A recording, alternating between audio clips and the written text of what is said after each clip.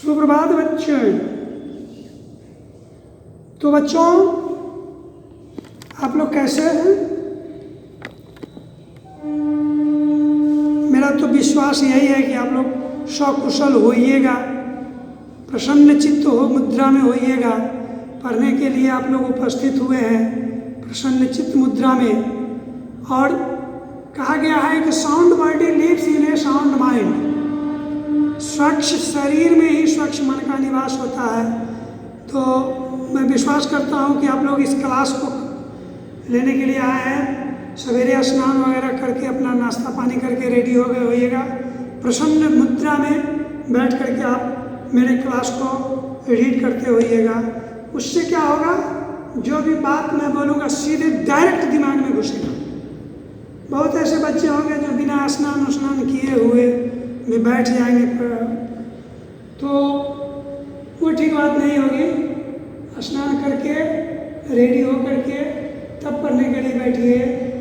Online class तो बैठिए, देखिए मज़ा आएगा। तो कल मैंने आपको क्या पढ़ाया था? कल मैंने आपको क्या पढ़ाया था, आप बता सकते हैं? आप तो कुछ बोलते ही नहीं। कल मैंने आपको काल पढ़ाया था, काल। आज मैं आपको पूर्व में ही मैं आपको बोल दिया था कि वाच्य को पढ़ के आना है। मुझे विश्वास है कि मेरी बात की अवहेलना नहीं किए होइएगा, क्योंकि आप लोग बहुत ओबीडिएंट बच्चे हैं और गुरुजी की बात को अक्षरशः मानते हैं।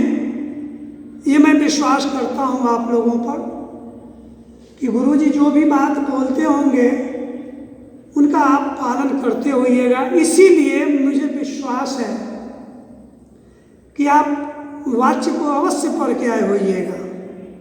तो चलिए वाच्य के और हम लोग चलें। सर्वप्रथम आप ये समझ लीजिए कि वाच्य का अर्थ क्या होता है। वाच्य का अर्थ होता है बोली, अर्थात बोलना। ठीक है, वाच्य का मतलब होता है बोलना या बोलने से संबंधित, है ना, या फिर बोलने का जो नियम होता है। बहुत से लोग वाक्य को गलत ढंग से बोलते हैं, कहते हैं कि हम शुद्ध हिंदी बोलते हैं, लेकिन न उनका लिंग का ख्याल है, न वचन का ख्याल है, न पुरुष का ख्याल है।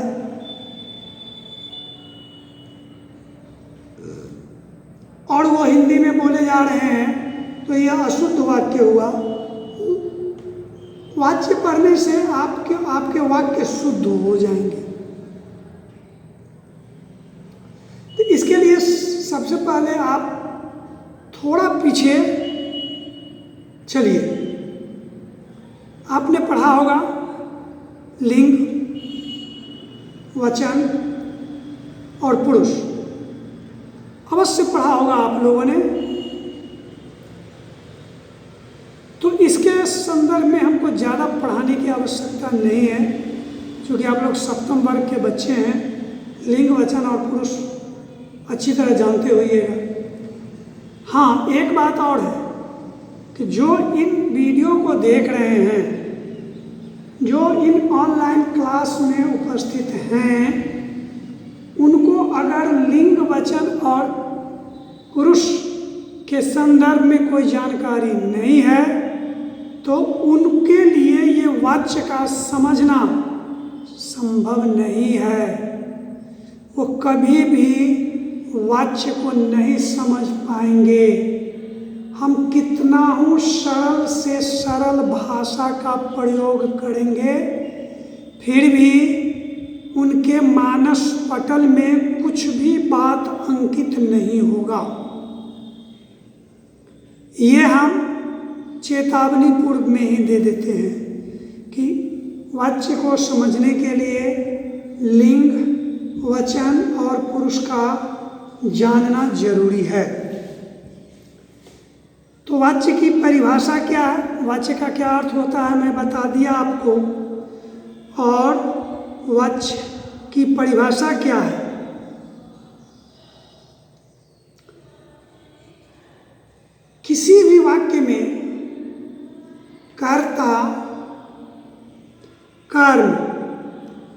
अथवा भाव के अनुसार क्रिया के लिंग वचन और पुरुष का होना ही वाच्य कहलाता है। वाक्य में या तो कर्ता की प्रधानता होती है, या कर्म की प्रधानता होती है, या भाव की प्रधानता होती है। तो जैसा भी वाक्य हो, अगर कर्ता की प्रधानता है तो कर्ता के लिंग वचन और पुरुष के अनुसार क्रिया के लिंग वचन और पुरुष आएंगे। वाक्य में कर्म की प्रधानता हो तो कर्म के लिंग वचन और पुरुष के अनुसार क्रिया के लिंग वचन और पुरुष होंगे। अगर वाक्य में भाव की प्रधानता हो तो भाव के लिंग वचन और पुरुष के अनुसार क्रिया के लिंग वचन और पुरुष होंगे। यही वाच्य की परिभाषा है। इसको मोटा मोटी समझिए कि वाक्य में कर्ता, कर्म अथवा भाव के लिंग वचन और पुरुष के अनुसार क्रिया के लिंग वचन और पुरुष का होना ही वाच्य कहलाता है। ठीक है। अब जैसे देखिए, राम जाता है एक वाक्य है। राम जाता है, क्यों न बोलते हो राम जाती है, या ये भी तो बोल सकते हो कि राम जाते हैं। नहीं, इसलिए नहीं बोलते हो कि राम थर्ड पर्सन माने पुरुष में या अन्य पुरुष एक वचन का है, तो क्रिया भी अन्य पुरुष एक वचन में होगा, जाता। इसीलिए हो गया राम जाता है। कुत्ता भूखता है, कुत्ता था अन्य पुरुष एक वचन में आ गया, इसीलिए क्रिया जो भूखना है अन्य पुरुष एक वचन में ही आएगा। लेकिन अगर कुत्ते भूखते हैं होगा तो कुत्ते भूखता है वाक्य गलत हो जाएगा। कुत्ते भूखता है यह वाक्य व्याकरण के दृष्टिकोण से गलत हो जाएगा। इसका शुद्ध वाक्य होगा कुत्ते भूखते हैं। क्यों? कि कुत्ता जो है यहाँ सुसंज्ञा हो गया और उसी के अनुसार यहाँ कुत्ते हैं तो कुत्ते हो गया बहुवचन। नहीं, ये बहुवचन में कब आया? अन्य पुरुष बहुवचन में आ गया कुत्ते, तो क्रिया भी अन्य पुरुष बहुवचन में आएंगे भूखते। कुत्ता भूखता है, कुत्ते भूखते हैं। नहीं, तो एवं प्रकार से संज्ञा ये कर्ता, कर्म अथवा भाव के लिंग वचन और पुरुष के अनुसार क्रिया के लिंग वचन और पुरुष होते हैं, इसे वाच्य कहते हैं। समझ गए भैया? और वाच्य के 3 भेद होते हैं। देखिए, कर्तृवाच्य, कर्मवाच्य और भाववाच्य। जबकि अंग्रेजी में 2 ही अंग्रेजी में 2 ही होते हैं, एक्टिव वॉइस, पैसिव वॉइस। लेकिन हिंदी में वाच्य 3 होते हैं, कर्तृवाच्य, कर्मवाच्य और भाववाच्य। कर्तृवाच्य किसे कहते हैं? वैसा वाक्य जिसमें कर्ता की प्रधानता होती है।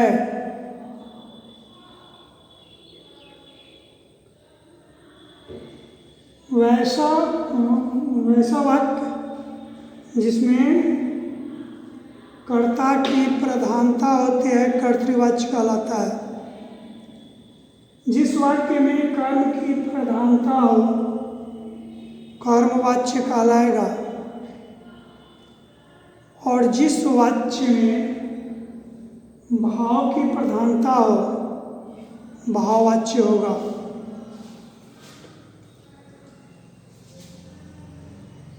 इसके जो वाक्य होंगे कर्तृवाच्य के, सकर्मक और अकर्मक दोनों प्रकार के वाक्य कर्तृवाच्य में हो सकते हैं।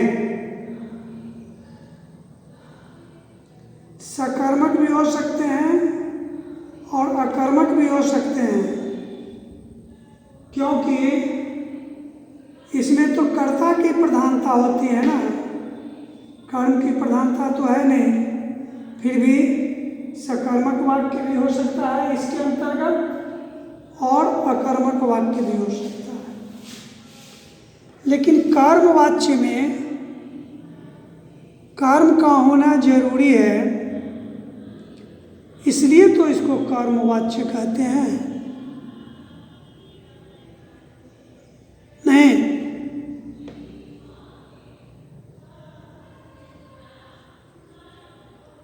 तो ऐसे वाक्य जिसमें भाव की प्रधानता होती है तो उसे भाववाच्य कहते हैं। समझ गए?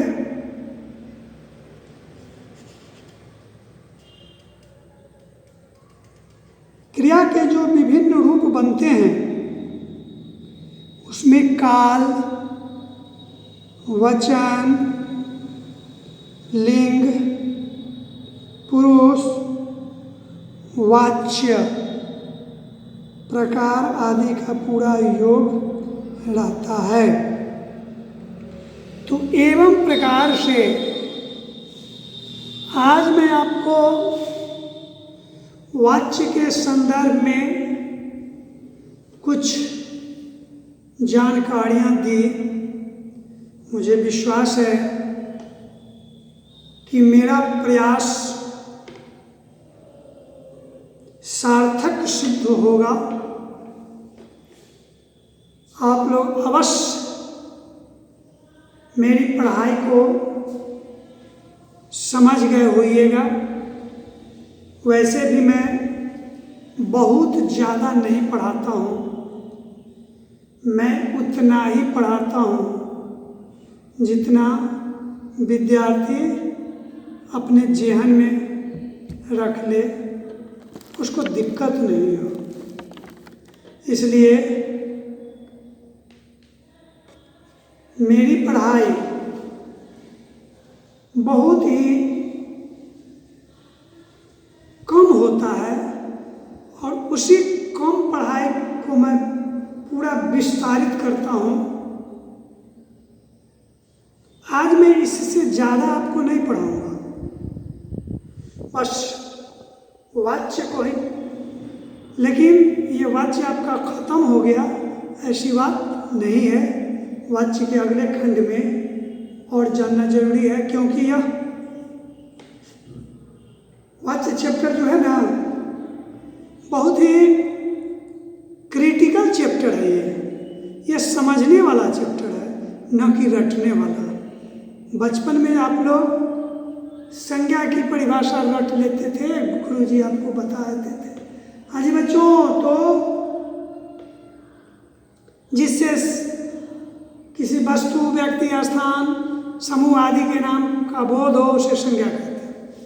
अब आप घर पर आए 20 बार, 25 बार, 50 बार पढ़ लिए, याद हो गया। तो वो रटंत विद्या हो। ये वाच्य रटंत विद्या नहीं है, इसमें आपको जानना होगा।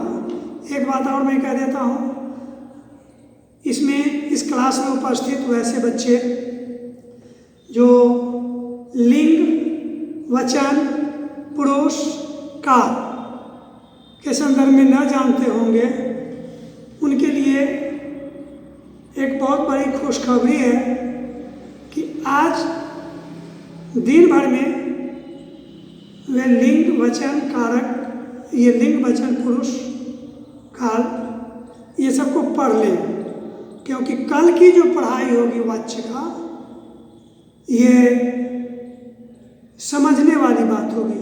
समझने वाला तो ये भी है, लेकिन वो बोर्ड पर बतलाने का चीज़ होगा और वो दिमाग का चीज़ होगा।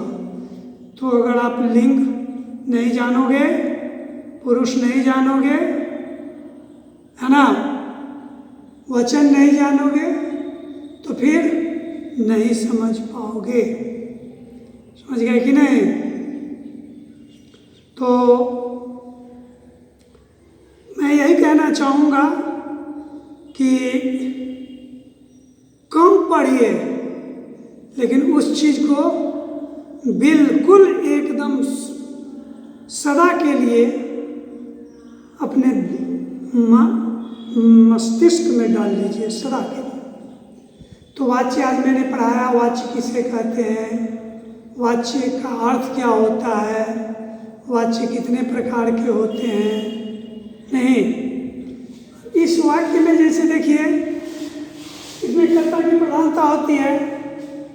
राम घर जाता है, करता है राम, और राम अन्य पुरुष बहुवचन में, एक वचन में है, तो क्रिया भी अन्य पुरुष एक वचन में हो गया, जाता है।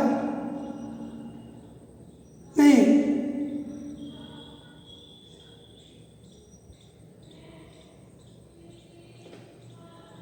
कर्मवाच्य में कर्म की प्रधानता होती है। सीता पत्र लिखती है,